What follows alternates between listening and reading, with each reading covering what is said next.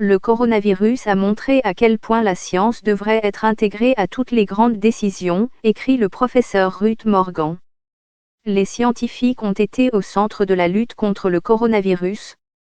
C'est une position politique qu'ils devraient continuer à occuper au-delà de la pandémie, écrit le professeur Ruth Morgan. Mais comment ? Le taux de fonte des glaces, l'impact d'une pandémie mondiale, les capacités de l'intelligence artificielle et l'impact des fausses nouvelles. Ce sont tous de grands défis pour lesquels la science nous informe et met au point les outils dont nous avons besoin pour débloquer les prochaines étapes pour y faire face. Pourtant, à une époque où la science n'a jamais été aussi avancée et où nos capacités de collecte et d'analyse des données sont inégalées, nous devons encore faire face à certaines des plus grandes menaces auxquelles nous n'avons jamais été confrontés. Le rôle de la science a traditionnellement été réservé pour permettre des développements. Pensez à amener les humains sur la Lune, comment nous avons transformé la médecine et les procédures chirurgicales, ou créé de nouvelles façons de communiquer et de maintenir la sécurité de nos sociétés, ou simplement comment nous en sommes venus à comprendre le fonctionnement de notre planète. Mais la science devra devenir plus que cela si nous voulons faire des percées dans les problèmes mondiaux auxquels nous sommes actuellement confrontés. Une science qui comprend les gens et les communautés doit faire partie de la conversation. Dans le même temps, nous devons également être clairs sur ce que la science peut et ne peut pas faire lorsque nous cherchons des solutions. Les défis mondiaux complexes nécessitent une science impliquée dans la recherche de solutions. Mais une bonne science n'est que la première étape. Ce sont les individus, les équipes et les communautés qui sont les acteurs du changement, et la science doit donc intégrer une compréhension claire et nuancée des personnes. Si les personnes sont la clé pour apporter des changements et débloquer des solutions à des défis complexes, nous devons créer des environnements qui rassemblent tout le monde, les décideurs, souvent les dirigeants mondiaux, les gouvernements et les décideurs politiques, ainsi que les entrepreneurs, les innovateurs, les militants et les scientifiques. Nous avons besoin de nombreuses perspectives différentes, et peut-être perturbatrices, sur un problème spécifique pour trouver les bonnes solutions. Mais ça ne s'arrête pas là. Pour que ces solutions créent un réel changement et fassent une différence, nous ne devons jamais oublier qu'au cœur de chaque défi majeur se trouvent les individus et les communautés qui sont liés à ce défi et touchés par celui-ci. Une bonne compréhension de ce qui motive une communauté et des valeurs qu'elle détient, à la fois individuellement et en tant que groupe collectif, doit être intégrée dans les solutions afin que ces solutions ne fonctionnent pas seulement dans un laboratoire, mais aient une influence dans la réalité. Cela peut sembler simple et peut-être même tout à fait raisonnable.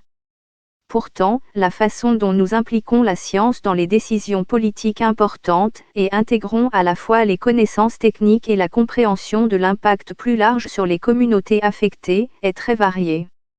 Cela soulève une question, la science est-elle examinée au bon moment et de la bonne manière ? La science fait-elle partie de la conversation en cours alors que nous cherchons à rendre le monde meilleur ?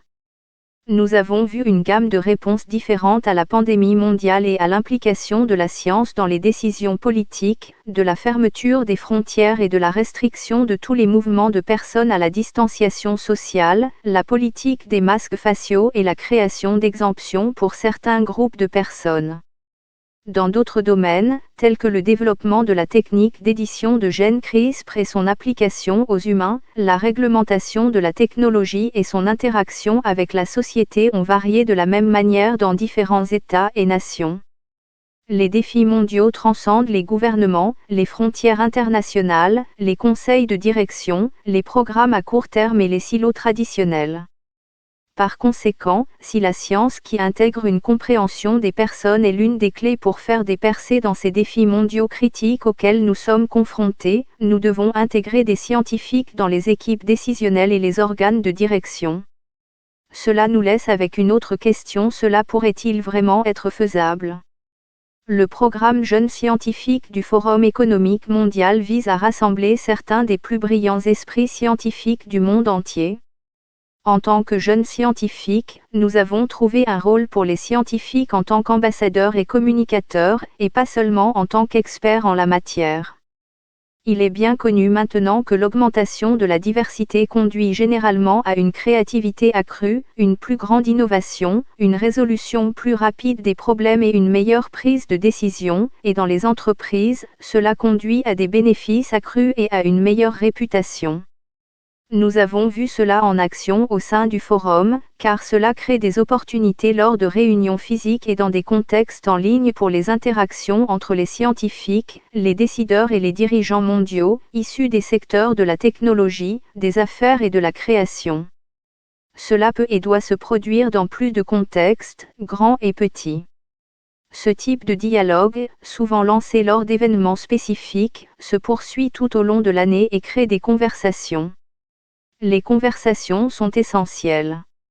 Ils rassemblent les diverses idées et compréhensions dont nous avons besoin, sur la façon dont les gens pensent et sont motivés, et nous orientent vers les infrastructures qui encadreront la manière dont les solutions peuvent être déployées efficacement. La création d'espaces pour ce type d'interaction continue rend possible une science qui s'engage profondément avec les personnes, les sociétés et leurs environnements physiques et culturels. Ce type de dialogue mènera à des opportunités importantes pour les décisions fondées sur la science à intégrer dans la stratégie, l'analyse de l'horizon et dans le développement de solutions qui ont un impact réel. Au Royaume-Uni, nous voyons la promesse de ce type de dialogue qui a eu lieu dans la réponse à la pandémie. Le groupe de travail du gouvernement britannique sur les vaccins a réalisé un déploiement national de vaccins à un rythme phénoménal. Ce succès trouve ses racines dans de nombreuses décisions qui ont été prises au tout début de 2020 dans un climat de grande incertitude. Ces décisions ont été prises par les dirigeants du gouvernement, des soins de santé, des entreprises et de la science non seulement pour obtenir un vaccin viable, mais aussi pour garantir l'accès aux doses nécessaires, ainsi que pour commencer une distribution à grande échelle à la population adulte d'ici la fin de l'année. Mais la science n'est pas seulement nécessaire lorsque le défi auquel nous sommes confrontés a une dimension scientifique claire comme une pandémie ou un changement climatique. La science a une contribution à apporter alors que nous cherchons à relever tous les types de grands défis, qu'il s'agisse de la pauvreté mondiale, de l'éducation, de l'égalité ou de la garantie de la justice. Face à ces défis, les dirigeants mondiaux ont besoin de la science. Les scientifiques peuvent apporter des données, des idées et des découvertes transformationnelles, mais ils peuvent également apporter des points de vue et des modes de pensée alternatifs pour s'attaquer aux grands problèmes de notre temps. Ces problèmes ont rarement des solutions simples et unidisciplinaires qui peuvent être identifiées lors d'événements ou de réunions ponctuelles. Ils ont besoin d'une réflexion collective, multidisciplinaire, interactive, créative et stratégique qui intègre non seulement l'économie, la politique, les politiques et les affaires, mais aussi la science. En bref, la science ne peut pas seulement être apportée lorsqu'une crise éclate, nous avons besoin d'une conversation continue et dynamique entre les scientifiques et les équipes de direction qui s'attaquent aux grands défis mondiaux complexes. Pour avoir un impact et un changement réel, cela doit devenir la norme et cela doit se produire à tous les niveaux, au sein du gouvernement, dans les entreprises et dans l'industrie.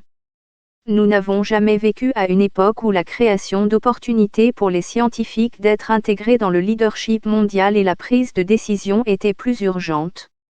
Si nous pouvons en faire une réalité, nous serons finalement en mesure de fournir collectivement les solutions nécessaires pour faire face aux grandes menaces mondiales d'aujourd'hui et de demain.